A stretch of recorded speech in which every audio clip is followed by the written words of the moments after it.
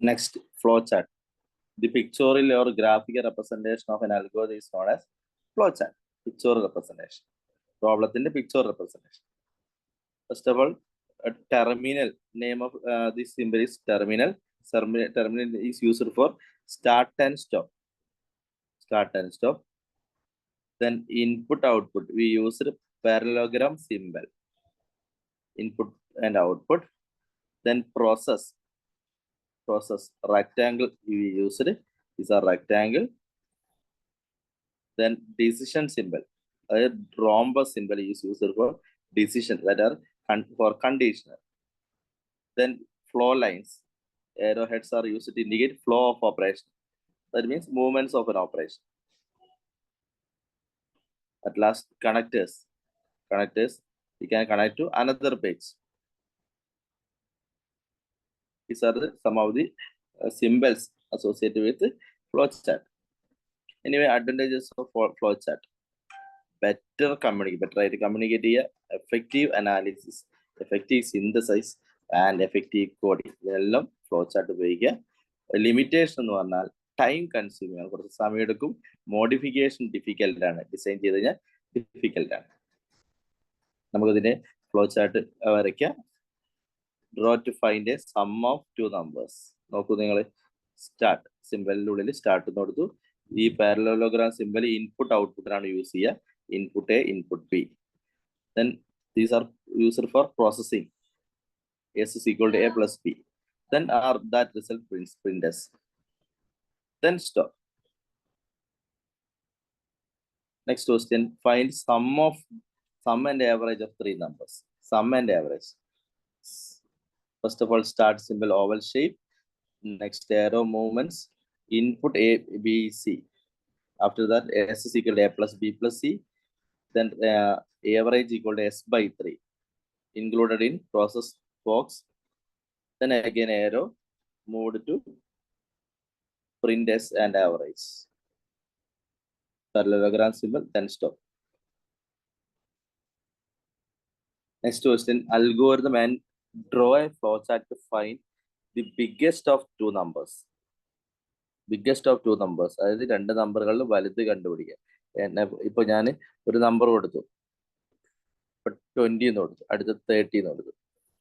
അപ്പോൾ നമ്മൾ നോക്കും 20 ഗ്രേറ്റർ ദാൻ 30 ആണെങ്കിൽ അത് വർക്ക് ചെയ്യും, അല്ലെങ്കിൽ മറ്റേതാന്നുള്ള രീതി. ഇഫ് ഹിയർ നോക്കൂ നിങ്ങൾ, if n1 and n2 start, inputs are n1 and n2, or we can use a b c symbols. Then if n1 greater than n2, then print n1 is greater. അല്ലേ?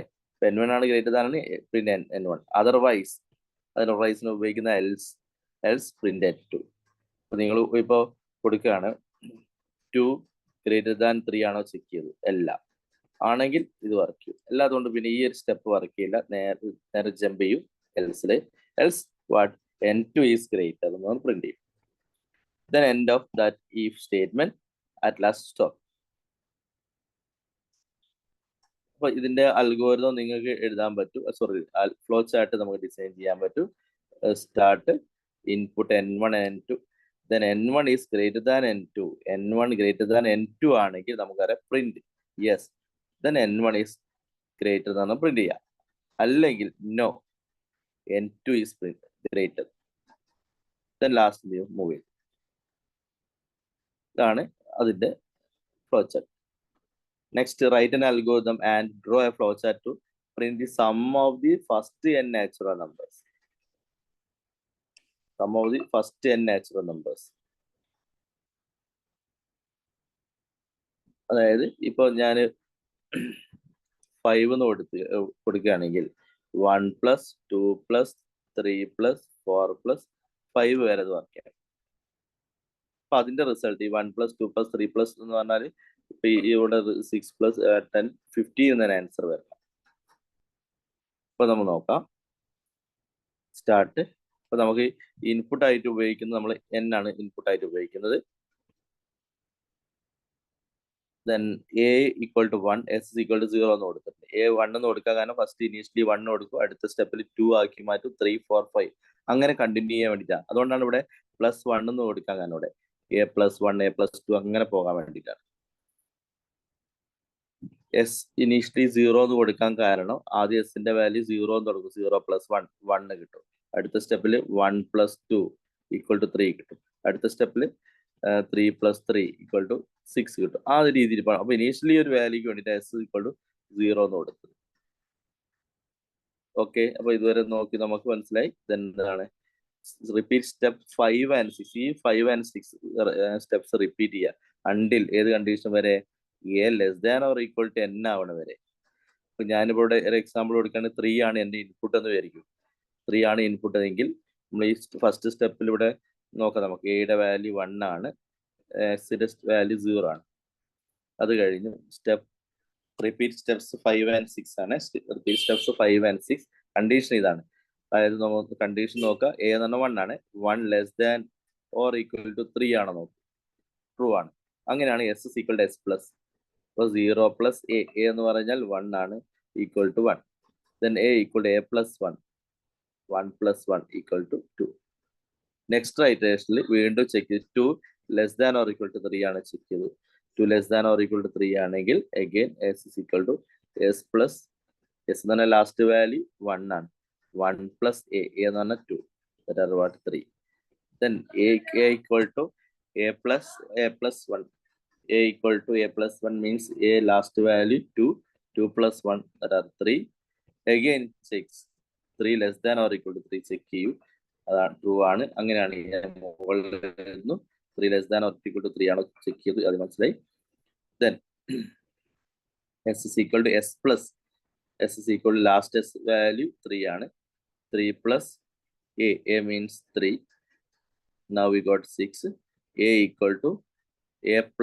a+ means 3 + 1 = 4. again 6. 4 <= 3 ആണ് നോക്കിയല്ല, അവിടെ wrong ആണ്. അതോടെ stop ചെയ്യൂ. എസിലെ last value എന്ന് പറഞ്ഞാൽ 6 ആവും. അത് പ്രിന്റ് ചെയ്യും. ഇതാണ് സ്റ്റെപ്സ്. ഇതിൽ നമുക്ക് ഇതിന് ഫ്ലോ ചാർട്ട് നിങ്ങൾക്ക് ഈസി ആയിട്ട് ഡിസൈൻ ചെയ്യാം. അതിന്റെ ഫ്ലോ ചാർട്ട് ഇതാണ്. സ്റ്റാർട്ട് ഇൻപുട്ട് n പാരലോഗ്രാം കൊടുത്തു. അതിന് ശേഷം വരുന്ന a = 1 S = 0 എന്ന് കൊടുത്തു. ദെൻ ഇവിടെ ഒരു കണ്ടീഷൻ കൊടുത്തു. ആ കണ്ടീഷനിലാണ് നമ്മളിവിടെ ചെക്ക് ചെയ്യുന്നത്. ഈസ് a <= n ആണോ ചെക്ക് ചെയ്യൂ. നോ ആണെങ്കിൽ നേരെ പ്രിന്റ് ചെയ്തു, എസ് പ്രിന്റ് ചെയ്തു. അല്ലാത്ത സിറ്റുവേഷനിലാണെങ്കിൽ യെസ് ആണെങ്കിൽ നമ്മൾ എന്ത് ചെയ്തു, ഇതിനെ കണ്ടീഷൻ പ്രകാരം ട്രൂ ആണെങ്കിൽ അത് ആഡ് ചെയ്തു വീണ്ടും കണ്ടീഷൻ ചെക്ക് ചെയ്യൂ. അതിൽ അറ്റ് ലാസ്റ്റ് എന്ത് ചെയ്തു, ഇവിടെ നോയിലേക്ക് പോകും. കണ്ടീഷൻ ഫോൾസ് ആണെങ്കിൽ നോയിലേക്ക് പോകും. അല്ലെങ്കിൽ യെസ് കണ്ടിന്യൂ ചെയ്ത് അത് ബ്രേക്ക് ആവുന്നവരെ മുന്നോട്ട് പോകും. Okay, thank you.